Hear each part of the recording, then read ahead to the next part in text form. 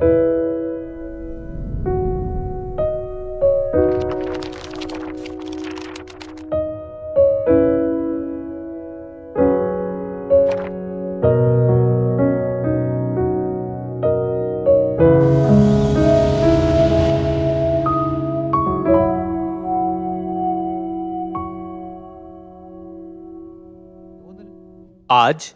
हम इकट्ठे खुदा के कलाम का मुताला करने में कुछ वक्त गुजारते हैं। बाप क्यों दूसरी बार इस ज़मीन पर आए थे? हम इकट्ठे मुकाशफा की किताब का 5वां बाब खोलते हैं। मुकाशफा बाब 5 आयत 1 से हम खुदा का कलाम पढ़ते हैं। और जो तख्त पर बैठा था, मैंने उसके दाहिने हाथ में एक किताब देखी जो अंदर और बाहर से लिखी हुई थी और उसे 7 मोहरें लगाकर बंद किया गया था। फिर मैंने एक जोरावर फरिश्ता को बुलंद आवाज से यह मुनादी करते देखा कि कौन इस किताब को खोलने और उसके मोहरें तोड़ने के लायक है। और कोई शख्स आसमान पर या जमीन पर या जमीन के नीचे उस किताब को खोलने या उस पर नजर करने के काबिल ना निकला। यहाँ किताब के इस हिस्सा में यूहन्ना रसूल रूहानी लिहाज से एक तशवीशनाक सूरत-ए-हाल देख रहा है जो तमाम बनियादा पर असरअंदाज हो रही है। निजात की सच्चाई की मुनादी करना मुमकिन नहीं, क्योंकि किताब मुक़द्दस में दर्ज तमाम कलाम पोशीदा और सर्वमोहर है। आयत 4, और मैं इस बात पर ज़ार-ज़ार रोने लगा कि कोई उस किताब को खोलने या उस पर नजर करने के लायक ना निकला। तब उन बुजुर्गों में से एक ने मुझसे कहा कि मत रो, देख यहूदा के कबीले का वो बब्बर जो दाऊद की असल है, उस किताब और उसके 7 मोहरों को खोलने के लिए गालिब आया। यूहन्ना रसूल ने बदबख्त सूरत हाल के बारे में एक मुकाशफा देखा। तमाम बनी आदम का मुकद्दर जहन्नम में जाना है। उस वक्त बुजुर्गों में से एक ने यूहन्ना रसूल को यह कहते हुए तसल्ली दी कि अगरचे कोई किताब खोलने वाला नहीं था, पर क्या यह खुशबख्ती नहीं कि एक है जो ऐसा कर सकता है? तो फिर वो कौन है जिसके बनी आदम को मुश्ताक व मुंतजर होना चाहिए?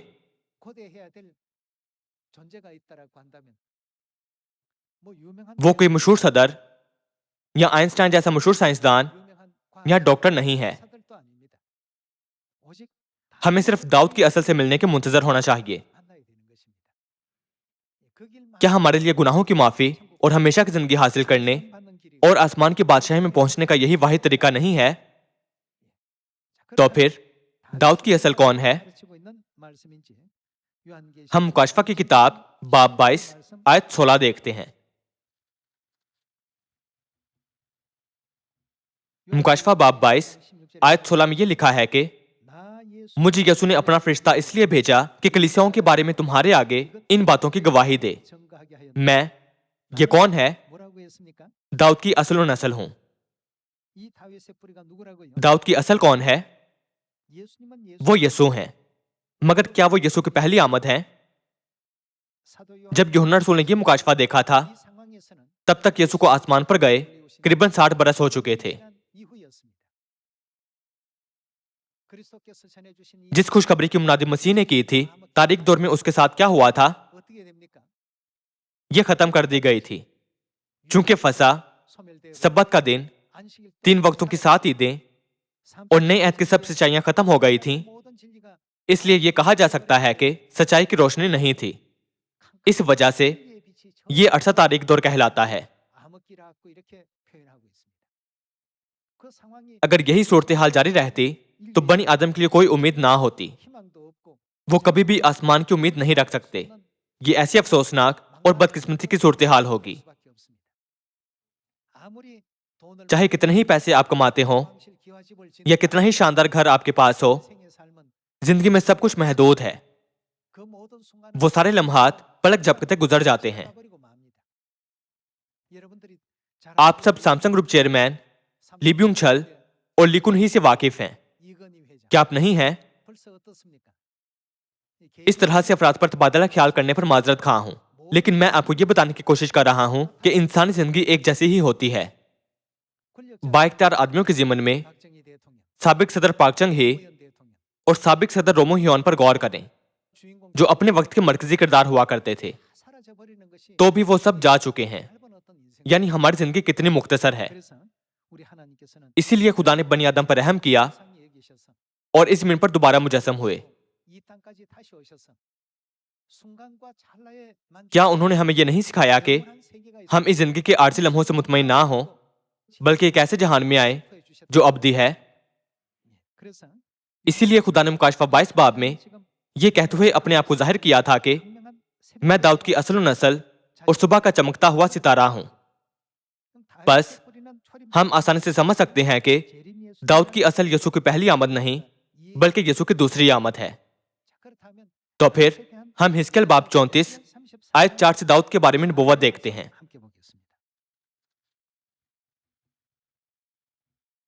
बाब 34 आयत 4 में यह लिखा है कि तुमने कमजोरों को तवानाई और बीमारों को शिफा नहीं दी और टूटे हुए को नहीं बांधा, और वो जो निकाल दिए गए उनको वापस नहीं लाए, और गुमशुदा की तलाश नहीं की, बल्कि जबरदस्ती और सख्ती से उन पर हुकूमत की। और वो तितर बितर हो गए क्योंकि कोई पासबा ना था, और वो परागंदा होकर मैदान के सब दरिंदों की खुराक हुए। मेरी भेड़ें तमाम पहाड़ों पर और हर एक ऊंचे टीले पर भटकती फिरती थीं। हाँ, मेरी भेड़ें तमाम रुए जमीन पर तितर बितर हो गईं, और किसी ने ना उनको ढूंढा ना उनकी तलाश की। 2000 साल पहले यसू ने नए ऐत की खुशखबरी की मुनादी की थी। उनके आसमान पर उठाए जाने और सब रसूलों और उनके शागिर्दों के इंतकाल कर जाने के बाद 4वीं सदी में सच्चाई तेजी से गायब होने लगी थी। रूहानी नुक्ता नजर से सब भेड़ें दश्ती जानवरों के खतरे में पड़ गईं। किसी ने ना उन्हें ढूंढा ना उनकी तलाश की। उस वक्त कौन इन भेड़ों को ढूंढने आया?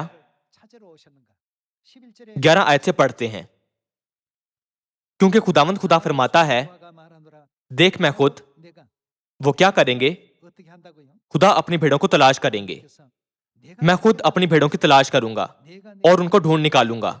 जिस तरह चरवाहा अपने गला की तलाश करता है जबकि वो अपनी भेड़ों के दरमियान हो जो परागंदा हो गई हैं, उसी तरह मैं अपनी भेड़ों को ढूंढूंगा और उनको हर जगह से जहां वो अबर और तारीकी के दिन तितर बितर हो गई हैं छुड़ा लाऊंगा। किताब मुक़द्दस में अबर और तारीकी का दिन आखिरी दिनों को जाहिर करता है। ये लिखा है कि मैं उन्हें अबर और तारीकी के दिन छुड़ाऊंगा, यानी आखिरी दिनों में। तो फिर वो क्या करेंगे? आयत 13, और मैं उनको सब उम्मतों के दरमियान से वापस लाऊंगा और सब मुल्कों में से फराहम करूंगा और उन्हीं के मुल्क में पहुंचाऊंगा, और इसराइल के पहाड़ों पर नहरों के किनारे और जमीन के तमाम आबाद मकानों में चराऊंगा और उनको अच्छी चरागाह में चराऊंगा, और उनकी आरामगाह इसराइल के ऊंचे पहाड़ों पर होगी। वहां वो उम्दा आरामगाह में लेटेंगी और हरी चरागाह में इसराइल के पहाड़ों पर चरेंगी। आयत 15, मैं ही वो क्या करेंगे? अपने गला को चराऊंगा। खुदा इसको रूहानी जहान में पूरा करने के बारे में बात नहीं कर रहे हैं। रूहानी लिहाज से खुदा हमेशा हमारे चुपान हैं, वो हमेशा हमारे साथ हैं, और एक लम्हा के लिए भी वो हरगिज हमें नहीं छोड़ते हैं। बस मैं ही अपने गला को चराऊंगा का मतलब ये है कि वो इस जमीन पर जिस्म में आएंगे। मैं ही अपने गला को चराऊंगा और उनको लिटाऊंगा, खुदावंद खुदा फरमाता है। 23 आयत में हिजकिय्याह नबी खुदा के जमीन पर आने की नबुव्वत को जारी रखता है। आयत 23, और मैं उनके लिए एक चौपान मुकर्रर करूंगा और वो उनको चराएगा, यानी वो कौन है? मेरा बंदा दाऊद। आयत 15 में कहा गया है कि मैं ही अपने गला को चराऊंगा, लेकिन आयत 23 में कहा गया है कि वो उनको चराएगा, यानी मेरा बंदा दाऊद। वो उनको क्या करेगा? चराएगा, और वही उनका चुपान होगा। आयत 24, और मैं खुदावंद उनका खुदा हूंगा और मेरा बंदा दाऊद उनके दरमियान फरमारवा होगा। मैं खुदावंद ने यूं फरमाया है। तारीख के मुताबिक हिजकिय्याह नबी दाऊद बादशाह की वफात के 450 वर्षों के बाद जाहिर हुआ था। ताहम यहां यह लिखा है कि मेरा बंदा दाऊद उनका फरमारवा होगा मुस्तकबिल में होने वाले काम को जाहिर करता है।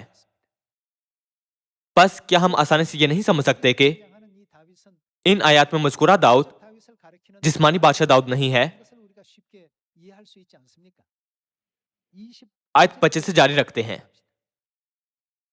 اور میں ان کے ساتھ صلح کا عہد باندھوں گا اور سب برے درندوں کو ملک سے نابود کروں گا اور وہ بیابان میں سلامتی سے رہا کریں گے اور جنگلوں میں سوئیں گے۔ جب ہم داؤد کے حوالے سے ان تمام باتوں پر غور کریں تو خدا کی شہادت میں ان کا خدا ہوں گا ہمارے لیے بہت اہم معاملہ بن جاتا ہے۔ خدا نے یوں ہی کسی سے وعدہ نہیں کیا کہ وہ ان کے خدا ہوں گے۔ کیا انہوں نے یہ وعدہ نہیں کیا تھا کہ میں اپنے عہد کو ماننے والوں کا خدا ہوں گا؟ ہم یرمیہ باب 31 آیت 31 دیکھتے ہیں۔ باب 31 آیت 31، دیکھ وہ دن آتے ہیں، خداوند فرماتا ہے، جب میں اسرائیل کے گھرانے اور یہودا کے گھرانے کے ساتھ کیا باندھوں گا؟ نیا عہد باندھوں گا۔ ہم آیت 33 کی طرف جاتے ہیں۔ بلکہ یہ وہ عہد ہے جو میں ان دنوں کے بعد اسرائیل کے گھرانے سے باندھوں گا۔ خداوند فرماتا ہے، میں اپنی شریعت ان کے باطن میں رکھوں گا اور ان کے دل پر اسے لکھوں گا، اور میں کیا ہوں گا؟ ان کا خدا ہوں گا اور وہ میرے لوگ ہوں گے۔ خدا نے کہا، میں ان کا خدا ہوں گا جو نئے عہد کو مانیں گے۔ ہم آیت 34 سے جاری رکھتے ہیں۔ اور وہ پھر اپنے اپنے پڑوسی اور اپنے اپنے بھائی کو یہ کہہ کر تعلیم نہیں دیں گے کہ خداوند کو پہچانو، کیونکہ چھوٹے سے بڑے تک وہ سب مجھے جانیں گے۔ خداوند فرماتا ہے، اس لیے کہ میں ان کی وہ کیا بخش دیں گے؟ بد کرداری کو بخش دوں گا اور ان کے گناہ کو یاد نہ کروں گا۔ خدا نے کہا، میں اپنے نئے عہد کی شریعت ان کے باطن میں رکھوں گا اور ان کے دل پر اسے لکھوں گا، اور میں ان کا خدا ہوں گا۔ آج لوگ پورے اعتمادی سے کہتے ہیں، ہم آسمان کی بادشاہی میں جا سکتے ہیں کیونکہ ہم خدا پر ایمان رکھتے ہیں۔ تاہم خدا نے ان سے ہرگز نہیں کہا کہ وہ میرے لوگ ہیں۔ خدا نے کہا، میں ان کا خدا ہوں گا جو نئے عہد کی سچائی میں ہیں۔ حزقیل 34 باب میں خدا نے ہم پر اپنی مرضی ظاہر کی تھی کہ وہ اس زمین پر داؤد کے نام سے نئے عہد کی سچائی کے ساتھ آئیں گے، صرف اس وجہ سے کہ کوئی کہے میں داؤد ہوں۔ ایسا کہنے سے وہ داؤد نہیں بنتا ہے۔ وہی خدا ہیں جو یقینی طور پر نئے عہد کی سچائی کے ساتھ ظاہر ہوں۔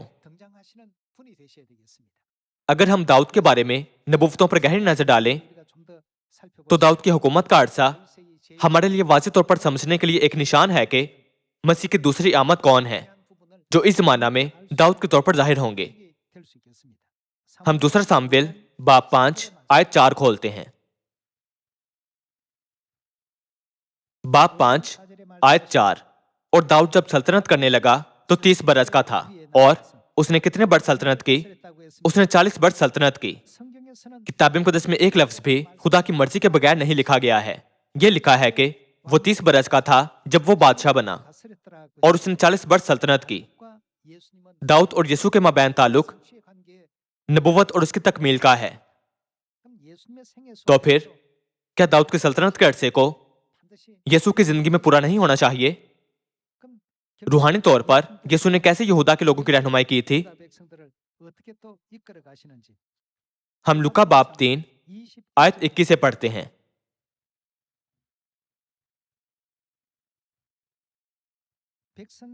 جب سب لوگوں نے بپتسمہ لیا اور یسوع بھی بپتسمہ پا کر دعا کر رہا تھا تو ایسا ہوا کہ آسمان کھل گیا اور روح القدس جسمانی صورت میں کبوتر کی مانند اس پر نازل ہوا، اور آسمان سے آواز آئی کہ تو میرا پیارا بیٹا ہے، تجھ سے میں خوش ہوں۔ جب یسوع خود تعلیم دینے لگا قریباً کتنے برس کا تھا؟ 30 برس کا تھا۔ متی 4 باب میں یسوع نے یہ کہتے ہوئے منادی کی کہ توبہ کرو کیونکہ آسمان کی بادشاہی نزدیک آ گئی ہے۔ یہ وہ کام ہے جو بپتسمہ لینے کے بعد پورا ہوا تھا۔ جیسے داؤد 30 سال کی عمر میں بادشاہ بنا تھا اور اسرائیل پر سلطنت کی تھی، اسی طرح یسوع مسیح نے بھی 30 سال کی عمر میں بپتسمہ لیا تھا اور خوشخبری کی بادشاہی پر سلطنت کی تھی۔ تو پھر داؤد بادشاہ کی سلطنت کے 40 برس کیسے پورے ہوں گے؟ آپ سب इस जमीन पर यसू की पहली आमद कितना अरसा खुशखबरी की राह पर चले थे? आमतौर पर हर एक इसे वाकिफ है। यसू की खिदमत 3.5 साल की थी। अगर यसू दाऊद के नाम से आए थे तो उन्हें 40 बरस खुशखबरी की मुनादी करनी चाहिए थी। मगर क्यों उन्होंने सिर्फ 3.5 बरस मुनादी की थी? इस बात के जरिए लोग दावा करते हैं कि क्या यह नबूवत गलत नहीं है और इस नबूवत को तनाज़े का बायस ठहराते हैं। ताहम खुदा ने एक और नबूवत की कि वो ना सिर्फ अपनी पहली आमद के 3 सालों के लिए आएंगे, बल्कि वो दाऊद की 40 साल सल्तनत की नबूवत को पूरा करने के लिए दोबारा आएंगे। हम इब्रानियों बाब 9 आयत 27 से देखते हैं।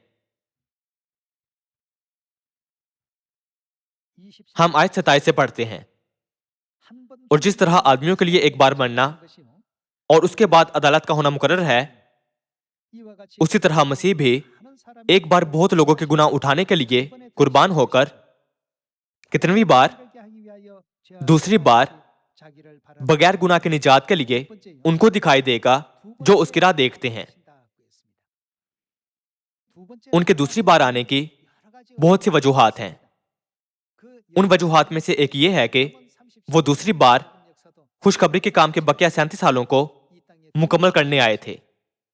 अब हम लूका की किताब बाब 12 आयत 49 खोलते हैं। मैं जमीन पर आग भड़काने आया हूं। आग का मतलब खुशखबरी है, सही? और अगर लग चुकी होती तो मैं क्या ही खुश होता। लेकिन मुझे उन्हें क्या लेना है? एक बपतिस्मा लेना है। लूका 3 बाब के मुताबिक यीशु 30 बरस की उम्र में बपतिस्मा पा चुके थे।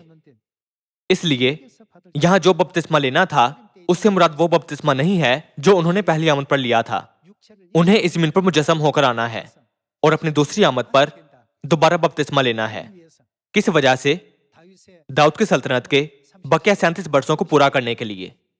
इसीलिए इब्रानियों बाब 9 आयत 28 में यह भी लिखा है कि वो दूसरी बार निजात लाने के लिए दिखाई देगा। बाप आंसांग होंग रूहानी दाऊद हैं जो इस जमीन पर दूसरी बार आए हैं। वो नए अहद की खुशखबरी लाए थे। इसके अलावा वो 1918 में इस जमीन पर आए और 1948 में 30 बरस की उम्र में बपतिस्मा लिया। अगर उन्होंने 1948 में बपतिस्मा लिया था और दाऊद की सल्तनत की नबूवत की राह पर 37 बरसों तक चले थे, तो खुशखबरी की बादशाही पर उन्हें कितनी मुद्दत तक सल्तनत करनी चाहिए? हमें साल 1948 में 37 बरस जमा करने की जरूरत है। 1985 में अपने इंतकाल के साथ उन्होंने इस नबूवत को पूरा किया था। लिहाजा बाप ने दाऊद बादशाह की नबूवत को पूरा किया था। मीका नबी की नबूवत के मुताबिक बाप इस जमीन पर आखिरी दिनों में आए और हमें जिंदगी की सच्चाई सिखाई। उनकी तालीम के बगैर आज रहने वाले तमाम लोग कभी भी निजात के करीब नहीं आ सकते हैं। हम मीका की किताब खोलते हैं और बाब 4 आयत 1 से पढ़ते हैं।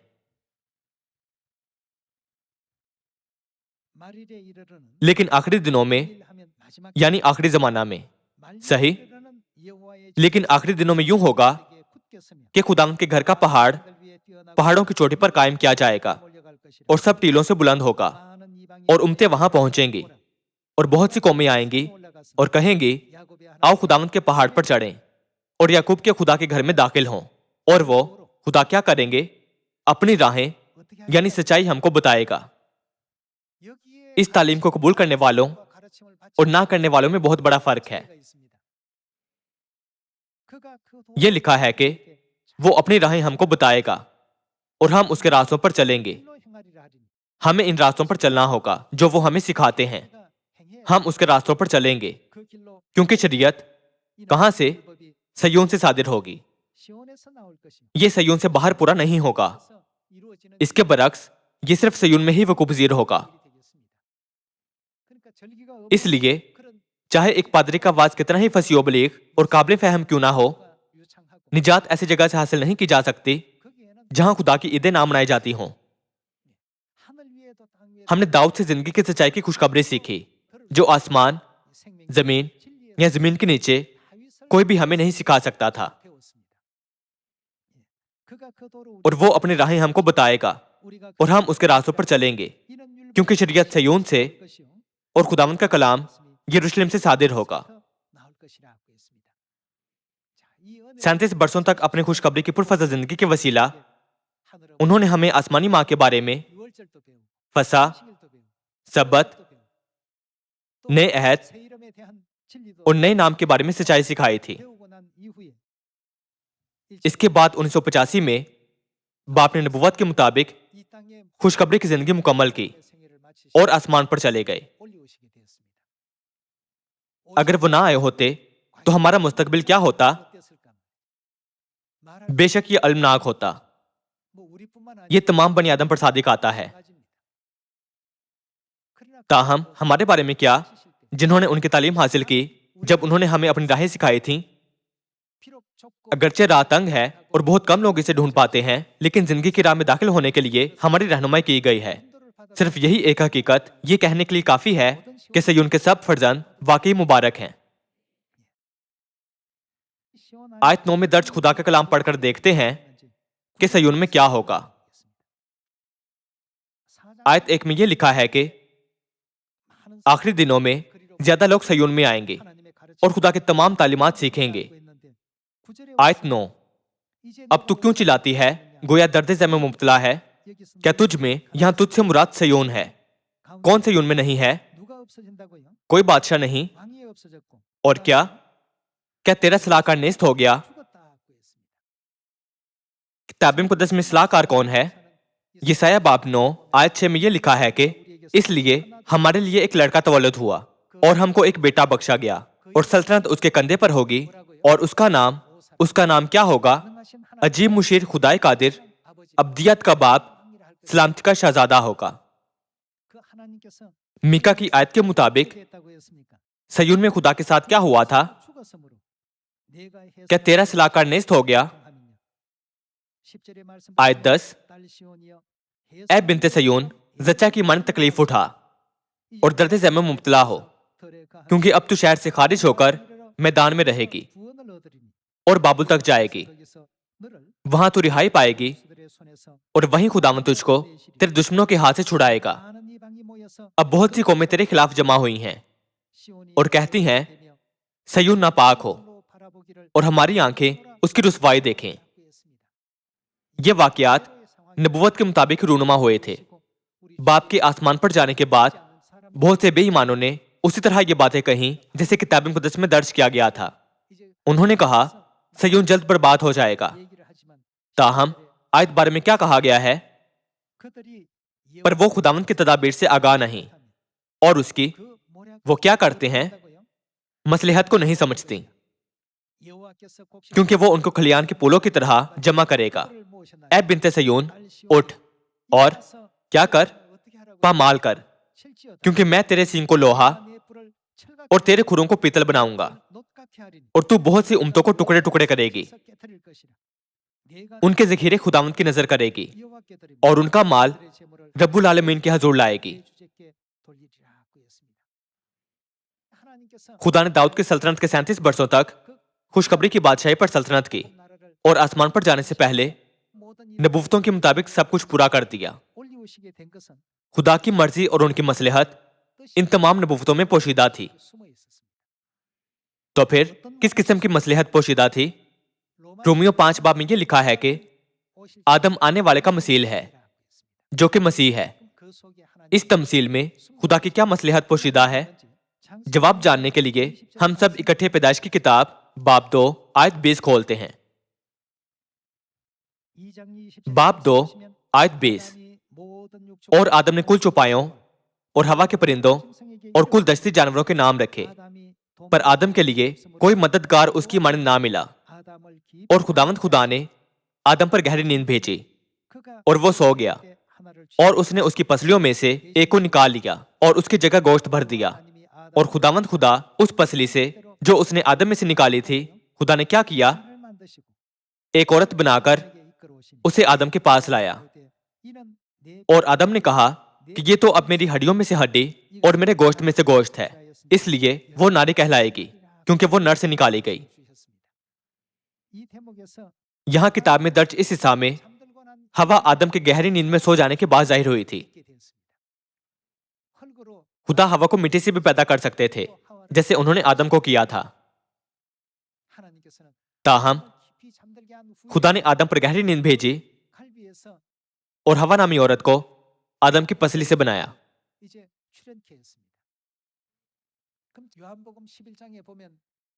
यूहन्ना 11 बाब में जब यीशु ने लाजर को देखा जो 4 दिनों से मुर्दा था, तो उन्होंने कहा, लाजर सो गया है। दुनियावी जहान के नुक्ता नजर से लाजर पहले ही मर चुका था, लेकिन यीशु ने कहा, लाजर सो गया है। तो फिर इसका क्या मतलब है कि आदम गहरी नींद सो गया था? मसीह की दूसरी आमद के बाद, यानी आने वाले मसीह के वापस आसमान पर चले जाने के बाद किसे जाहिर होना चाहिए? हवा को जाहिर होना चाहिए। तो फिर वो कौन है जो हवा को जाहिर करती है? पैदाइश बाब 3 आयत 20 से हम मजीद इसके बारे में देखते हैं। आयत 20, और आदम ने अपनी बीवी का नाम हवा रखा, इसलिए कि वो क्या है? सब जिंदों की माँ है। सब जिंदों की माँ यानी जिंदगी की माँ तब तक जाहिर नहीं हो सकते थे जब तक आदम गहरी नींद ना सोता। पैदाइश 37 बाब में यह लिखा है कि याकूब के 11वें बेटे यूसुफ ने एक ख्वाब देखा और कहा कि सूरज और चांद और 11 सितारों ने मुझे सिजदा किया। जब याकूब ने यह सुना तो उसने कहा, क्या मैं और तेरी माँ और तेरे भाई तेरे आगे सिजदा करेंगे? उसने सूरज, चांद और सितारों को बाप, माँ और भाइयों के तौर पर बयान किया था। आप सब, जब सूरज निकला हो तो क्या आप चांद देख सकते हैं? चांद और सितारे सूरज के डूब जाने के बाद इकट्ठे जाहिर होते हैं। किताब मुकद्दस में लिखी गई बातें कभी गायब नहीं होंगी और न ही ये बेफायदा लिखी गई हैं। बाप ने 1981 में शाया होने वाले हफ्ता रोजा मजहबी मैगजीन के जरिए पेशतर ही अपना पैगाम दिया था कि उन्हें दाऊद की सल्तनत के बकिया 37 वर्षों के बाद इंतकाल कर जाना है। यह खुदा की पोशीदा मसलहत है। हवा सिर्फ आदम के गहरी नींद में सो जाने के बाद जाहिर हो सकती है। इसी तरह बाप के आसमान पर जाने के बाद क्या दुनिया भर से फर्जंद इतने कम वक्त में आसमानी माँ के पास नहीं आए हैं? इसलिए 2000 साल पहले यीशु ने कहा था, जिस तरह मुर्गी अपने बच्चों को परों तले जमा करती है, उसी तरह मैं भी तेरे बच्चों को जमा कर लूं। अगर माँ जाहिर ना हुई होती तो बच्चे हरगिज जमा ना हो सकते थे। ये सब बाप की मसलहत का हिस्सा था। उन्होंने खो चुकी सच्चाई को बहाल किया और अपने फर्जंदों को ये बातें कहीं कि माँ तुम्हें जो भी सिखाए आखिर तक उनकी बातों पर अमल करना। जब तक ऐसा करोगे तो ही खुशखबरी अच्छी चलेगी। यूं अब हम दुनिया के हर खिते में सयून को कायम होता देखकर बहुत खुश हैं, जैसे कि एशिया, अफ्रीका, ओकियानूसिया, यूरोप, शुमाली अमेरिका, वस्ती अमेरिका, जनूबी अमेरिका और दुनिया के हर गोशे में। जैसे आदम के गहरी नींद में सो जाने के बाद हवा जाहिर हुई थी, उसी तरह आखिरी पोशीदा सच्चाई माँ के बारे में बाप के आसमान पर जाने के बाद दुनिया के सब लोगों को मालूम होना चाहिए। बाप ने पेश की सब कुछ तैयार किया और नबुवत के जरिए इसे बयान किया था। क्या ये हैरान को नहीं कि खुशखबरी की मुनादी तेजी से हो रही है, जैसे बाप ने हमें सिखाया था? बाप इस नाउम्मीद दुनिया में उम्मीद की रोशनी बनकर आए थे। मैं अक्सर ये कहानी अपने सियोन के अराकीन को सुनाता हूँ। एक आदमी था जो किसी मुल्क में दौरे पर गया।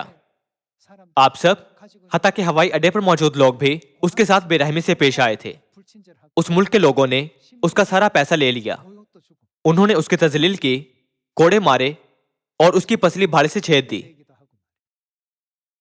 آخرکار اس ملک کے لوگوں نے اسے مصلوب کر کے مار ڈالا۔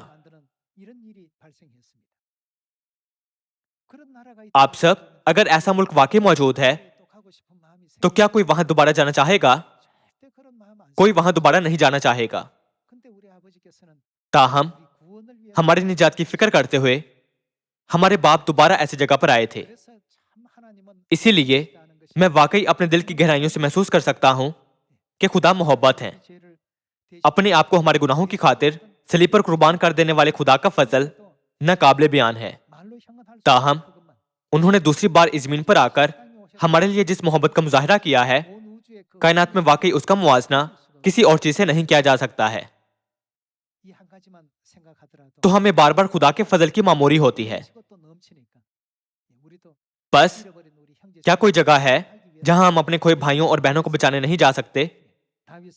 آسمانی باپ داؤد کے طور پر آئے اور داؤد کی نبوت کے مطابق واپس آسمان پر چلے گئے۔